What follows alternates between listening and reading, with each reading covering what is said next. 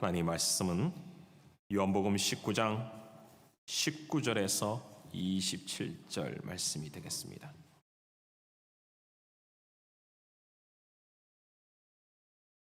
예, 17절에서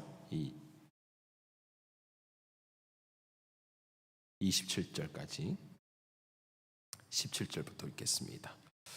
그들이 예수를 맡으며 예수께서 자기의 십자가를 지시고 해골 히브리 말로 골고다이라 하는 곳에 나가시니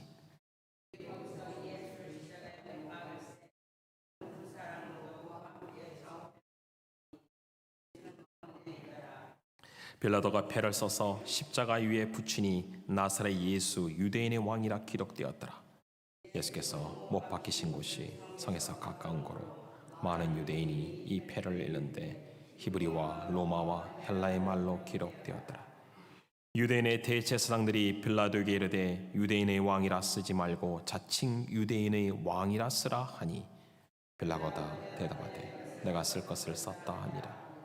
군인들이 예수를 십자가에 못 박고 그의 옷을 취하여 네 깃에 나눠 각각 한 깃씩 얻고 속옷도 취하니 이 속옷은 호지 아니하고 위에서부터 통으로 짠 것이라.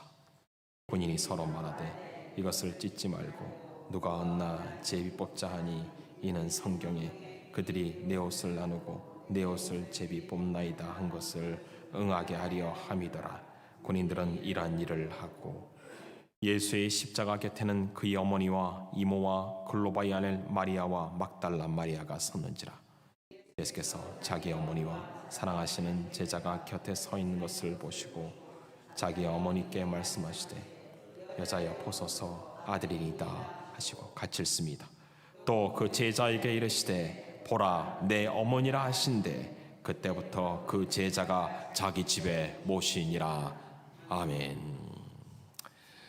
여러분 이 아침에 축복합니다. 주님과 함께 동행함으로 오늘도 여러분의 각자의 지고 가야 될 십자가를 넉넉히 감당하며 지고 가는 은혜가 있기를 예수님의 이름으로 축복합니다. 아멘. 내가 지고 가야 할 십자가 라는 제목으로 이 아침에 하나님 말씀 증거하겠습니다. 오늘 저녁에 중보기도 학교 있습니다. 여러분 다 나오셔서 기도에 용사고 준비되시기를 바라겠습니다. 리차드 범블란트라는 목사님이 있습니다. 이 루마니아에서 목회를 하시다가 이 루마니아가 과거 동유럽 공산권이 했을 때 약 14년간 이 감옥에 투옥되게 됩니다. 리차드 범블란트 목사님의 이런 글을 읽어본 적이 있습니다. 상점에서 경영한 한 크리스찬에 대한 이야기였는데요. 그 크리스찬은 하나님께 자신이 지고 있는 십자가에 대해서 늘 불평했다고 합니다. 그래서 하나님은 그의 상점에 나타나 말씀하셨는데요.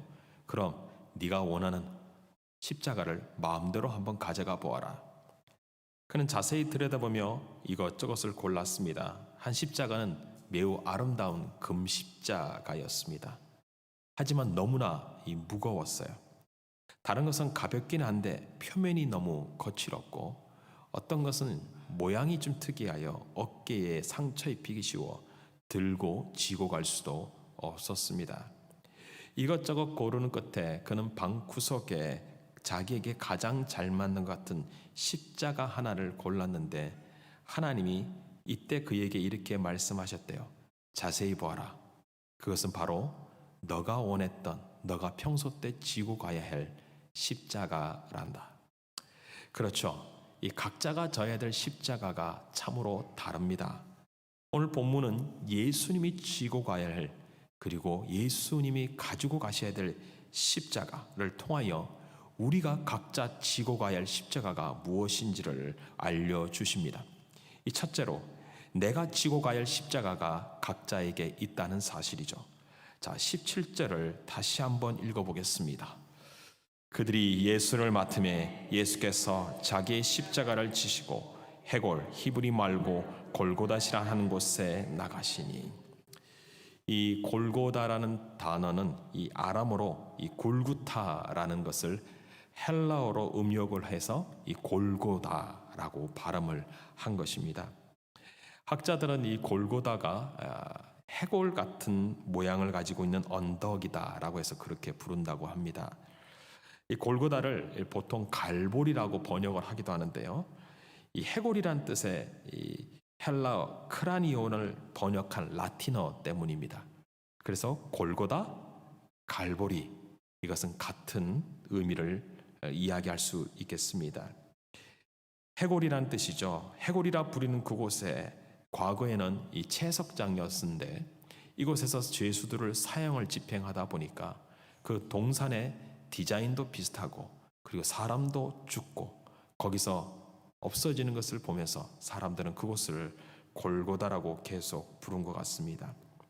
예수님께서는 이 골고다까지 가야 될 이 십자가의 처형 장소까지 어떻게 올라가십니까? 십자가를 지고 가셨다. 자기의 십자가를 지시고 이렇게 표현되어 있지 않습니까? 영어 성경에는 bring 가져갔다라고 했지만 이 성경 원문의 뜻을 보면 예수님은 누구도 지고 갈 수 없는, 누구도 대신할 수 없는 아주 어렵고 감당하기 어려운 무거운 것을 지고 갔다라고 하는 단어를 포함하고 있어요. 그러니까 지고 갔다는 것은 그냥 지고 간 게 아니라 감당하기 힘든 것을 어깨에 메었다라는 의미를 포함하고 있습니다. 그런데 이 십자가는 누구도 대신할 수 없어요. 대신 아파해 줄 수 없는 십자가입니다. 예수님이 홀로 십자가를 지셔야 할 십자가였고 예수님이 져야 할 십자가가 있으셨던 것이죠. 자, 여러분, 우리는 각자가 져야 될 십자가가 있음을 압니다. 각자에게 주어진 십자가의 크기와 무게가 다르다는 것을 우리는 알고 있죠. 어떤 분은 환난이 별로 없어요. 하지만 어떤 분은 환난이 많아요. 어떤 분은 편안하게 인생을 살아요. 그러나 어떤 분은 환난과 편안이 없는 늘 고생과 고난이 있는 것을 알게 됩니다. 같은 하나님을 섬기면서 어떤 분은 너무나 편하고 어떤 분은 너무나 고통스럽고 어떤 분은 너무나 은혜 가운데 있으면서도 어떤 사람은 너무나 고통 가운데 있는 이유가 뭘까요? 각자가 져야 될 십자가의 크기와 무게가 다르기 때문입니다. 하지만 동일한 건 하나가 있습니다. 누구에게나 자기에게 맞는 십자가가 있다는 것이죠. 여러분, 예수님께서 제자들에게 이러한 말씀을 하신 적이 있습니다. 이 누가복음 14장 27절에 누구든지 자기 십자가를 지고 나를 따르지 않는 자는 능히 내 제자가 되지 못하리라. 자기 십자가를 지고 나를 따르는 자만이 제자이다는 것이죠. 자, 우리는 하나님이 무엇으로 불렀습니까? 다 제자로 불렀습니다. 제자는 자기 십자가가 있어요. 남의 십자가를 지면 안 됩니다. 다른 사람 것을 져줄 수도 없습니다. 자기의 십자가를 지고 그리고 십자가도 무거운데 따라가야 할 길이 있어요. 이 길은 좁은 길이요, 이 길은 험준한 길이요, 이 길은 어려운 길이라는 거죠. 주님의 제자들인 길은 십자가 없이는 이루어질 수 없는 길이요, 십자가 지고는 가지 못하는 길이라는 것이죠. 없이는. 그 길이 얼마나 험준할지, 그 길이 얼마나 길지, 십자가의 크기가 얼마나 클지, 여러분이 감당할 십자가가 얼마나 무거운지는 우리는 각자 모르지만 주님은 우리를 십자가로 초대하고 계십니다. 십자가에 달리기 해골이라는 곳에 가기 전까지, 우리의 인생이 해골이 되기 전까지 우리가 거치고 가야 할 십자가. 사랑하는 성도 여러분, 누구에게 져야 할 십자가가 있고 이 십자가가 내가 지고 가야 할 십자가가 있다는 것이죠. 오늘 주님이 여러분에게 십자가를 맡기셨어요. 이 십자가를 감내하며 감수하며 감당하는 은혜가 있기를 예수님의 이름으로 축복합니다. 아멘. 근데 십자가를 지고 가다 보면 우리가 또 지고 가야 할 것이 있습니다. 무엇일까요? 십자가 지고 가야 할 두 번째 이 말씀이 있습니다. 자, 24절을 보면 24절에 예수님 군인들이 서로 말하되 이것을 찢지 말고 누가 얻나 제비를 뽑자 하니 이는 성경에 그들이 내 옷을 나누고 내 옷을 제비 뽑나이다 한 것을 응하게 하려 함이로라. 군인들은 이런 일을 하고. 자, 이 십자가를 지고 가는데 십자가의 길 속에서 우리가 지고 가야 될 것이 무엇이냐면 말씀을 이루는 삶이라는 거죠. 자, 유대인들은 이 속옷을 보통 아마로 만들었는데요, 천으로 허리에 감싸고 이 허리를 둥둥 독이면서 하체를 밑에를 가리는 방식이었습니다. 이렇게 입든지 아니면 투닉이라 그래서 이 머리로 옷을 집어넣어 갖고 팔 소매가 없이 이 무릎까지 내려오는 이 원자로 통자로 된 옷을 입기도 합니다. 예수님은 이 속옷을 이 후자 이 통자로 된 옷을 입으셨던 것이 분명해요. 그러니까 유대인들은 이 속옷만 가지고 주로 활동을 하고 이 속옷에 허리띠를 묶고 다녔으며, 그리고 거기에 추우면 외투 같은 겉옷 하나, 가난한 자들은 속옷 한 벌, 외투 한 벌로 거의 모든 생애를 보내게 되죠. 자, 그런데 예수님의 속옷 한 벌밖에 없었던 예수님이 이제 십자가 처형의 형틀에서 군인들이 제비를 뽑고 속옷을 나누고 있는 장면을 보게 됩니다.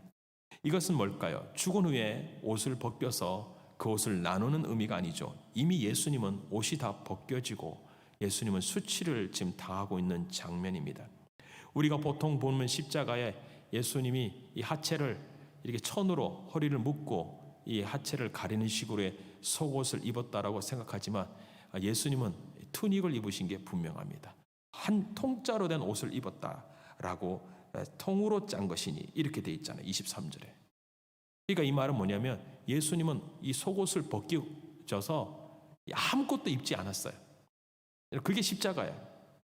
아무것도 안 입고 십자가에 매달린 거예요.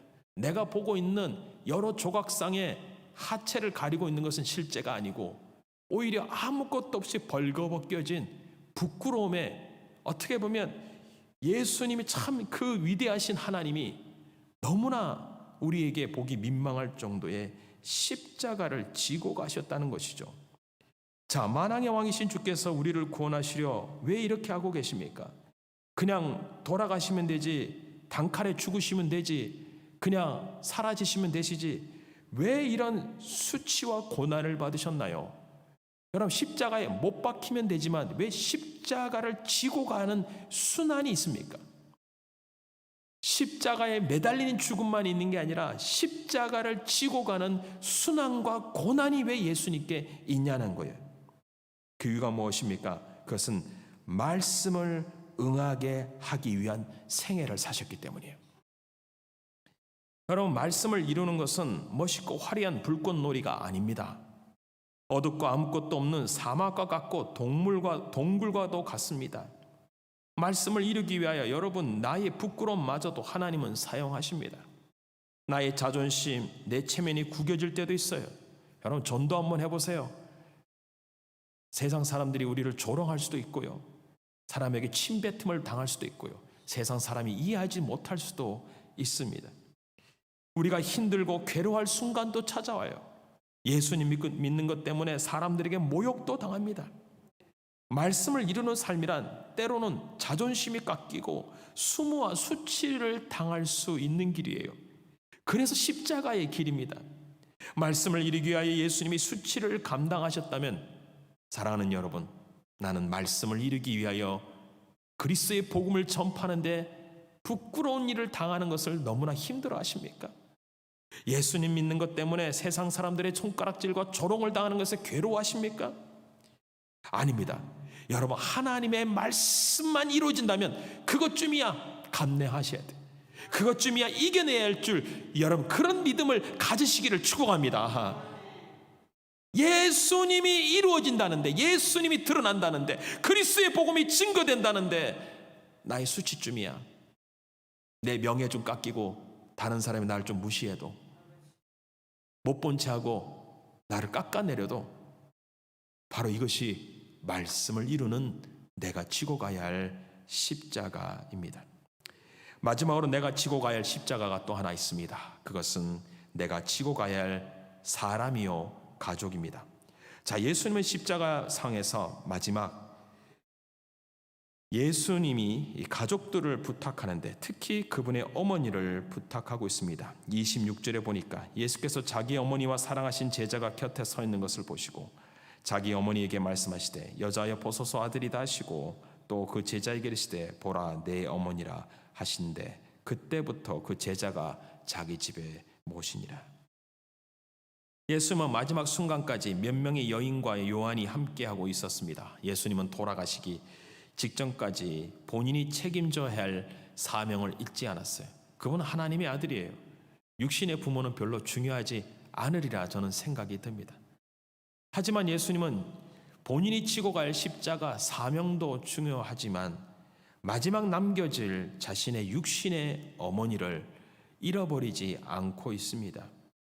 예수님의 동생들이 있었어요. 그럼에도 불구하고 예수님은 요한에게 자신의 육신의 어머니를 부탁하고 있습니다. 남은 포기해도 내가 포기하지 못할 사람 있죠. 그것은 가족입니다. 십자가의 죽음의 현장에서 예수님은 오히려 육신의 어머니 마리아를 위하여 요한에게 부탁하고 요한 보고 어머니를 공개하고 섬기도록 요청하고 있죠. 바로 이것이 예수님이 우리를 향한 그분의 섬세함이요 그분의 어머니의 미래를 준비하시는 오히려 예수님의 마지막 유언과 같은 말씀이십니다. 여러분, 내가 지고 가야 할 사람들이 있습니다. 우리 생애가 마지막 순간 끝나는 순간까지 잃어버릴 수 없고 버릴 수 없고 놓지 못하는 가족들이 있지 않습니까? 나는 다 전도 못했어요. 나는 그들을 다 양육하지 못했어요. 그리고 나는 그 부모님을 다 섬기지도 못했어요. 그리고 그 부모님께 제대로 하지도 못했어요. 그러나 이것이 예수님의 한계 상황이었습니다. 예수님이 더 이상 섬길 수도 없고 더 이상 어떻게 해줄 수도 못하지만 예수님은 요한에게 부탁하고 있어요. 요한에게 부탁한다는 얘기는 뭘까요? 바로 주님께 부탁하고 있는 예수님의 모습이지 않습니까? 여러분, 사명을 감당하다 보면 가족들을 다 책임질 수 없습니다. 주를 위해 살다 보면 다 부양하지도 못합니다. 주를 위해 살다 보면 다 책임질 수도 없는 것이 현실입니다. 그렇다고 버릴 수 없지 않습니까? 그렇다고 이들을 그냥 남겨두고 갈 수는 없지 않습니까? 여러분, 신앙이 뭐입니까? 여러분이 져야 될 마지막의 십자가가 여러분 있지 않으세요?